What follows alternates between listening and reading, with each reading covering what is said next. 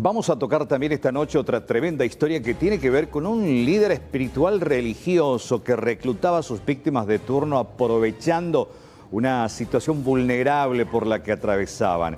Es un joven que tiene varias denuncias, una veintena. Incluso estaba minusválido. Igual cometía sus actos ilícitos. Judith Colexa tiene todos los detalles y acompañó de cerca desde muy temprano este procedimiento. Judith, buenas noches. Buenas noches, compañeros de la audiencia. Sí, señor, así como lo estabas anticipando vos, en Villa Virginia de Lambaré se logra su detención. Estamos hablando de Víctor González, alias Vico, de 35 años, quien tiene en su contra una veintena de denuncias por parte de jóvenes que formaron en algún momento parte de su movimiento redentorista denominado San Gerardo de Lambaré. Sin embargo, después del procedimiento que se realizó en la jornada en Lambaré, se dieron a conocer más situaciones llamativas y chocantes, porque el relato de las víctimas menciona la forma en cómo él procedía, porque primeramente él hacía como un trabajo psicológico para poder, por supuesto, acercarse a las mismas, valiéndose, por cierto, de su condición de líder de este movimiento juvenil que ya les mencionaba. Y por otra parte ya también hablamos incluso de denuncias de abuso sexual, manoseo, coacción, incluso de por medio también se habla de extorsión. De momento aparentemente él llegaba hasta a fotografiar a sus víctimas, fotografías íntimas, y con eso él las extorsionaba hasta el punto de pedir que las mantenga a cambio de dinero, ya sea para compras de enseres de su casa, también para el pago de la cuota de su vehículo, plan de celular. Todo eso aparentemente se corroboró hoy mediante lo incautado en su domicilio. Se llegó a tempranas horas. La fiscal Teresita Torres estuvo encabezando este trabajo con los agentes del Departamento de Investigaciones del Área Central. Se llegó hasta el sitio, él estaba allí. Finalmente se incautaron varios elementos, entre ellos una CPU, por lo que vemos sería la memoria de su computadora, donde aparentemente él tiene archivos comprometedores de sus víctimas. Hablamos incluso, compañeros de la audiencia, de denuncias que datan de 10 años atrás, tremendo, pese a las denuncias reiteradas hechas en distintas oficinas del Ministerio Público. Recién hoy se toma cartas en el asunto y se logra su detención. Vamos a compartir con ustedes un resumen de lo que fue el trabajo de hoy mediante los dichos del comisario principal Rubén Paredes, que estuvo en representación de la Policía Nacional realizando este procedimiento. Tenemos boleta de extracción de dinero, tenemos chip de celulares, su teléfono celular, un disco duro portátil donde hay mucha fotografía, también una memoria de una computadora, porque este muchacho es técnico en informática y diseñador gráfico, o sea, maneja el sistema. Y ahora ordena a la fiscal llevarle hasta la sede para tomarle la declaración, ya en conformidad con su abogado. ¿Qué circunstancias lo encontraron? Estaba durmiendo, estaba en su dormitorio, porque él tiene un dormitorio y aparte tiene un lugar donde exclusivamente tiene su computadora, sus elementos electrónicos. ¿Qué dijeron sus familiares y él también con respecto a esto, comisario? Nada, no dijeron. No, se limitaron a callarse. No a defenderle, pero sí a callarse, ¿verdad? Bueno, y atención con esto, porque es sorprendente el relato de una de las víctimas que decidió contar a través de un audio de WhatsApp, que por cierto lo distorsionamos para resguardar su identidad, cómo él procedía a embaucarlas. O sea que él hacía todo un trabajo psicológico primeramente a las mismas, porque estamos hablando de menores de edad en su momento que fueron prácticamente abusadas durante retiros y campamentos por parte de este hombre de 35 años. Él supuestamente se valía de su condición de líder, ya lo decíamos. También por otra parte daba la sensación a su gente de generar lástima por su discapacidad física, y posteriormente lo que él hacía era prácticamente manipularlas. Les decía, si vos no accedes a esto, yo te saco ese cargo del movimiento. Entonces de esa manera trabajaba en las víctimas psicológicamente, y normalmente sus víctimas tenían conflictos en casa, eran vulnerables, tenían algún tipo de problema, no dialogaban con papá, con mamá, y eso hacía con que sea propicio este tipo de situaciones. De hecho, que iban hasta la iglesia buscando justamente un refugio. Sí. Y se encontraban con esta situación que definitivamente escapaba de sus posibilidades de discernir entre lo que estaba bien y lo que estaba mal, porque estaban completamente desprotegidas en ese momento. Sí, y yo les pido a ustedes, Mercedes, de la audiencia también, que presten mucha atención en este relato de cómo cayó esta joven, que después de varios años se dio cuenta que ella fue una de las víctimas, porque en su momento ella hasta creyó estar enamorada de este hombre que utilizaba distintas estrategias para cometer su finalidad. Después, cuando ya prácticamente las tenía seducidas, porque esa es la palabra que podemos utilizar, las manoseaba. Atentos con este relato. Es demasiado gracioso o triste, no sé cómo explicar, que al tener un relacionamiento con él, la chica que teníamos al lado, Dios, yo volvía un pie atrás, tipo diciendo, no, pero eso está mal, así pensando un poco. Él automáticamente asumía una postura de indiferencia y de sacar todo lo que estaba a mi cargo, por ejemplo, y a mí me hacía demasiado mal eso, de él ponerse indiferente y que me, que me saque de repente los servicios o me trate inútil, a veces menosprecio la obra. Entonces, de las veces que yo procuraba cortar los relacionamientos, al relacionamiento, él me trataba de la peor basura del mundo por ahí. Me acuerdo que Bueno, él a la par de hacer esto con esta joven, reiteramos esto, es una mujer, pero distorsionamos precisamente para resguardar su identidad porque se confundió un poco por la distorsión, ¿verdad? También lo hacía de manera paralela con otras jóvenes del mismo movimiento y de una vez prácticamente en una misma noche él llegaba a manosear o a abusar de estas jóvenes. Por otra parte, incluso hasta mencionaba a una de las víctimas que él elegía ese día quién salía sorteada para cuidarle esa noche, incluso hasta bañarle, supuestamente valiéndose de su discapacidad física, que en un momento dado él dio a entender que él incluso no caminaba, pero hoy la comitiva se llevó la sorpresa que él sí podía caminar, pero con ayuda, o sea, tenía una dificultad, ¿verdad? Pero no así era exactamente, ¿verdad? Y por otra parte tenemos otro audio que es de la misma víctima, donde ya se pone un poco más denso el relato. Atención con esto. creo que sí que en ese retiro me dijo, ¿vos me vas a cuidar hoy? Y claro, todas las otras chicas celosas, como era siempre ese círculo vicioso ahí, ¿verdad? De las chicas, ellas contra ellas, y Víctor siempre terminaba ganando.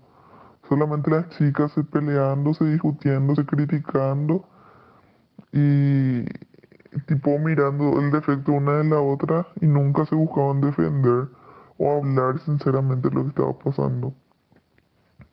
Hasta ahora yo no consigo hablar, por ejemplo, con Marion de sí, sinceramente ya no se abre conmigo. Y las dos sabemos que las dos teníamos un relacionamiento con él al mismo tiempo y otras también, ¿verdad? Y bueno, y ahí él me dice, hoy te toca a vos cuidarme. Lo que sí que estaban durmiendo, todo el mundo estaba durmiendo en el piso. Y solamente mi hermano y todo estaba creo en ese retiro. Y vamos. Solamente nosotros estábamos ahí en la cama porque él tenía que dormir en la cama, ¿verdad? Y yo tenía que cuidarle que no compulsión y demás cosas, supuestamente. Lo que sí que él me empieza a tocar, yo tenía un short y yo le digo, no, tipo todo el mundo está acá, no vamos a hacer nada. Y yo ni siquiera sabía qué es lo que íbamos a hacer, ¿verdad? Le dice que él me empezó a tocar, yo me sentí muy incómodo, él se empezó a tocar también. Después me bajó mi short y yo no hacía nada, ¿verdad? Y él se empezaba a masturbar y me comenzaba a ensuciar. Me tocaba, ¿verdad? Y como yo nunca había tenido, yo ahora consigo contar esa experiencia, porque fue una experiencia muy marcante para mí. Yo no tenía ni un tipo de experiencia, ¿verdad? Yo me quedé demasiado asustada, me acuerdo, que esa noche, después que yo le dije, basta, Víctor, porque alguien puede escuchar, alguien se puede levantar, todo el mundo está acá, ¿verdad?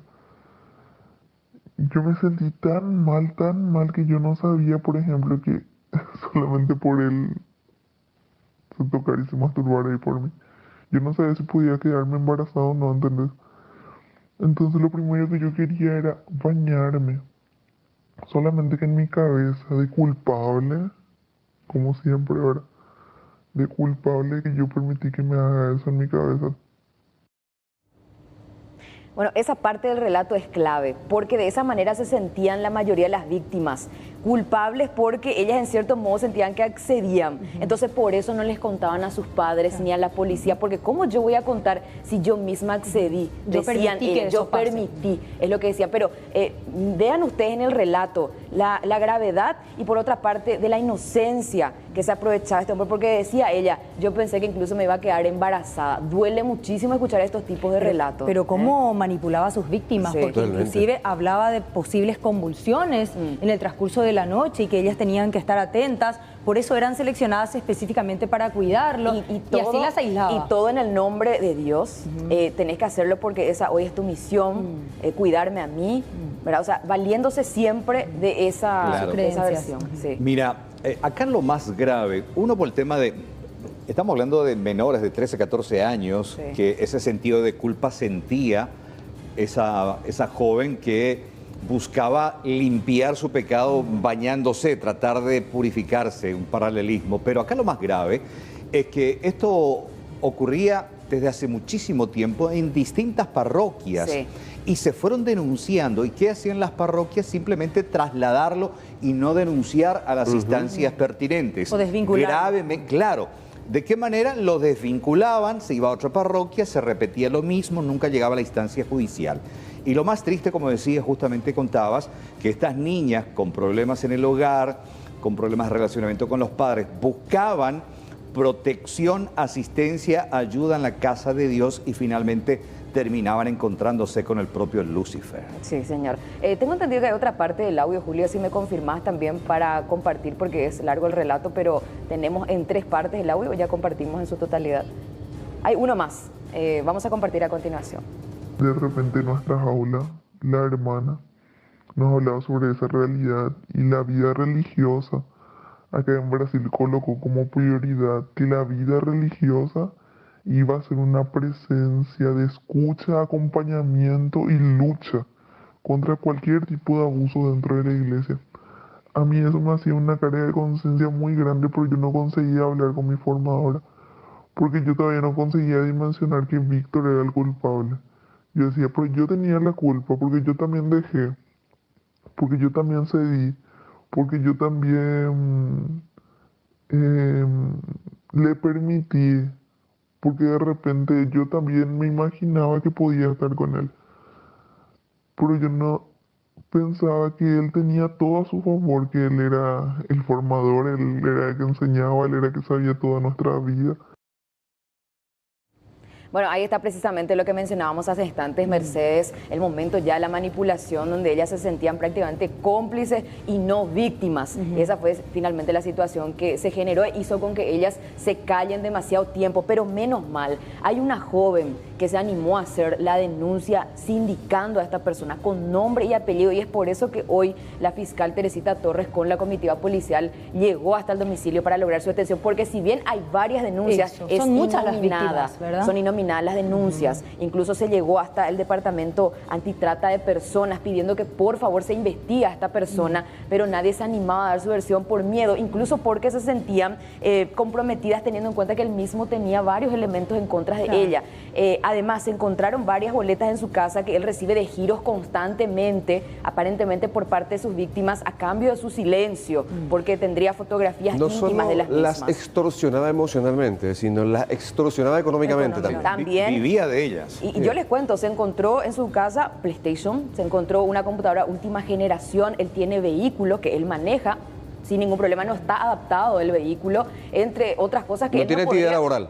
No tiene actividad laboral. ¿Cómo podría hacerlo? Y los giros que él tiene son constantes los que reciben, ya sea a través de billetera o giros constantemente que recibe de 300.000, 200.000, 80.000, y eso por supuesto se va a investigar si es que tiene relación con los números de las denunciantes. Porque ¿verdad? su trabajo como formador es ad honorem, Sí, se supone. se supone, Sí, ¿verdad? bueno, pero bien sabemos que acá existió demasiadas irregularidades. Y por otra parte, se acercaron hoy 2 jóvenes que formaron parte en algún momento de su movimiento, pero que después se retiraron y conformaron otro, pero Judith, que dieron su Esos testimonio. movimientos existieron. Existieron. Y Él activaron formó en parte- las distintas iglesias. Hasta el 8 de junio él estuvo en el movimiento juvenil Misioneros de San Gerardo, pero él fue desvinculado luego que saltó a la luz de las redes sociales, principalmente la serie de denuncias. Hasta el 8 de junio estuvo, pero él también fue expulsado de otros movimientos, de otras iglesias ¿Por la en misma Lambaré y razón? Villa Elisa. Sí, por la misma razón. Y ahí es donde preocupa la situación, porque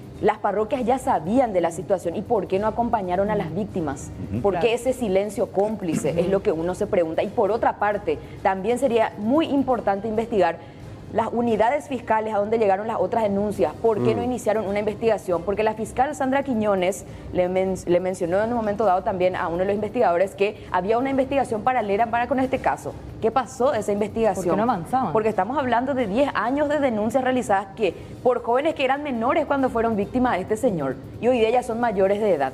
Y una de ellas, esta joven que nos dio su relato. Y que muchas veces al no avanzar el caso, ellas se sienten desmotivadas y prefieren simplemente no ahondar más en ese sentimiento que tanto las lastima con el paso de los años. Buen punto, Mercedes, porque yo te cuento que después que dimos a conocer, que hicimos toda la cobertura sobre la detención de este hombre, aparecieron más víctimas y prometieron hablar con nosotros, porque quieren dar su versión, porque ahora sí se sienten seguras porque se hizo algo, porque la justicia finalmente intervino. ¿Y cuántos casos más habrá de este tipo, verdad? Valiéndose de movimientos juveniles religiosos, independientemente de la religión que sea, pero para aprovecharse de jóvenes que están en situación de vulnerabilidad. Vamos a compartir el testimonio de estos jóvenes que decidieron hoy dar la cara por las víctimas e incluso escracharon a este hombre cuando estaba siendo detenido.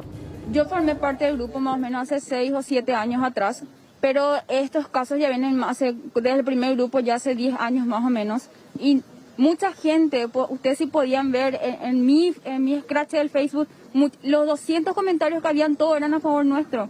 O sea, no había ni un solo comentario que diga, todo por fin se hizo algo.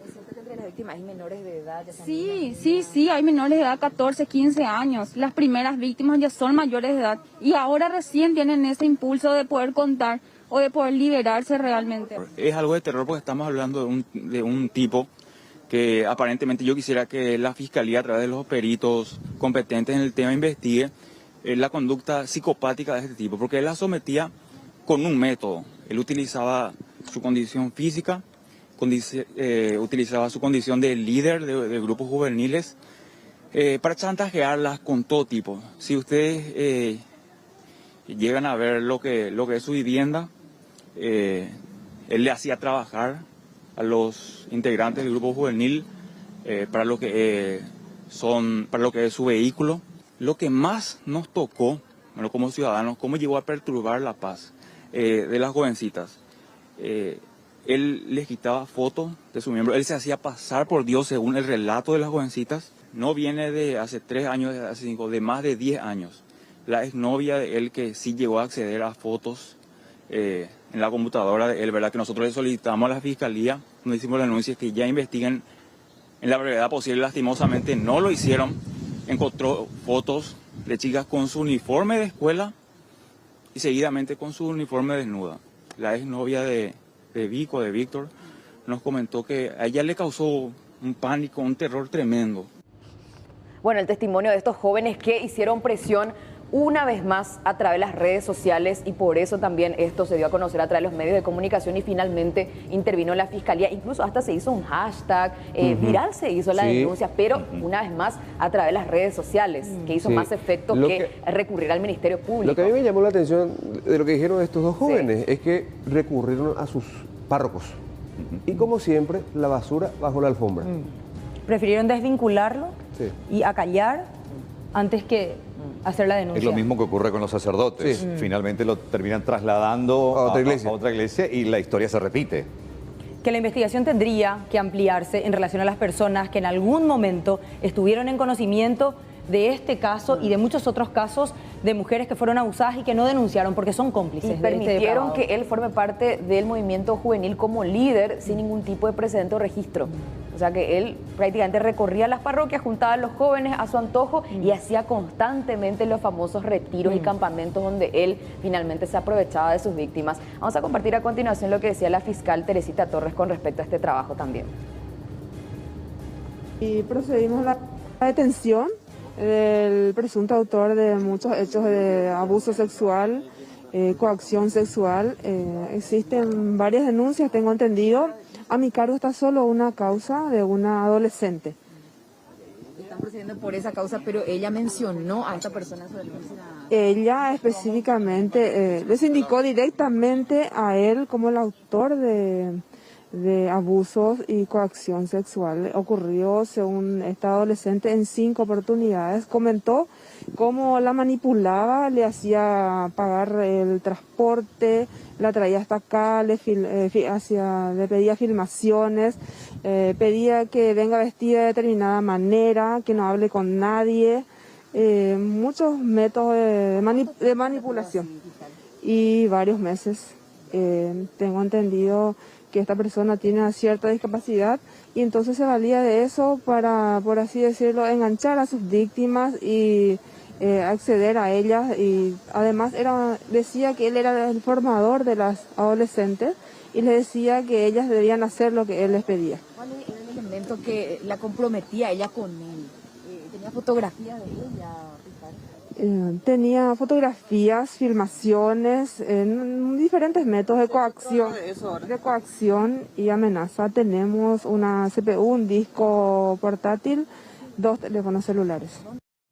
Bueno, destacar el trabajo de esta comitiva fiscal policial que decidió ponerse las pilas y hacer el trabajo que desde hace tiempo se estaba esperando, ¿verdad? Y finalmente hoy en Villa Virginia se logra la detención de este hombre de 35 años, cuya salida vamos a compartir con usted. Es chocante. Nadie se va a imaginar que este sería un presunto violador serial. Hasta incluso, vean ustedes la forma en cómo salía, tomado del brazo de su padre, con la impresión de ser una persona inofensiva, que es lo que él transmitía todo el tiempo en su grupo juvenil religioso, pero por detrás de este cordero estaba un lobo, aparentemente. Y definitivamente en honor a todos los formadores que hacen un buen trabajo, sobre todo en los jóvenes y aquellos que más necesitan, se tiene que hacer justicia, porque este no es referente para el trabajo que hacen muchos otros. Y lo decía él, no necesito la capucha, comisario, así voy a salir, y esta es la forma en que se subía a la patrullera para ser llevado hasta la fiscalía.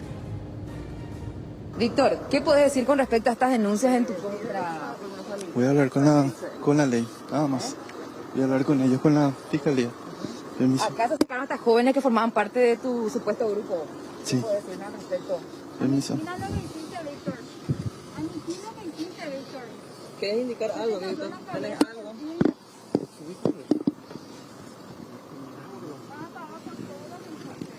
Bueno, ahí está. Bueno, van a seguir las investigaciones y por supuesto no olvidar el peristaje que se tiene que hacer a su teléfono celular, también a esta memoria, a su computadora que se incautó en la jornada, y por supuesto verificar estos comprobantes de giro si es que están relacionados a la extorsión que él sometía a sus víctimas posteriormente. Buen trabajo, Judith. Vamos a continuar, por supuesto, con esta investigación que recién empieza, está en su etapa incipiente. Y como decíamos, también es importante que se investigue a quienes tenían conocimiento sobre este hecho y no lo denunciaron, porque aquellos son cómplices de este delito. Hacemos una pausa. Ya volvemos.